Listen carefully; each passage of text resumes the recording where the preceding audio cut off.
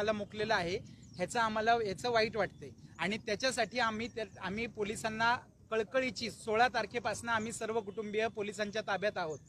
तरी सुद्धा आम्ही त्यांना कळकळीने विनंती केलेली आहे की तिच्या कुटुंबियांना ह्याबद्दल पूर्ण वेळोवेळी त्यांना आम्ही जाणीव करून दिलेली होती की तिच्या मोबाईलमध्ये आम्हाला आक्षेपार्ह गोष्टी सापडत आहेत, त्याच्यामुळेच तिचा आणि आमच्यामध्ये वाद होत होते. ह्याबद्दल त्यांना आम्ही जाणीव करून दिलेली होती. तिच्या आई वडिलांनी ते मोबाईल तिच्याकडनं काढून घेतलेले होते. त्या मोबाईलमधली साहेब मारहाण जी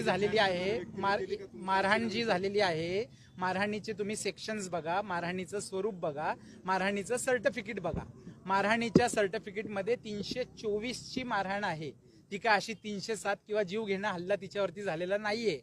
अशा किरकोळ स्वरूपाची जी काय एखाद्या नवऱ्याकडनं एखाद्या पत्नीला मारहाण जर होते तर ते सुप्रीम कोर्टचं जजमेंट आम्ही आज दिलं कोर्टामध्ये की एखाद्या दिवशी असा एखादा इन्सिडेंट झाला, रागाच्या भरामध्ये नवऱ्याकडनं जर एखाद्या पत्नीला हल्ला झाला तर ती डोमेस्टिक व्हायलन्स होत नाही, ती हॅरेसमेंट होत नाही. हॅरेसमेंट होण्यासाठी त्याचं इंटेन्शन पाहिजे. एखाद्या तात्काळ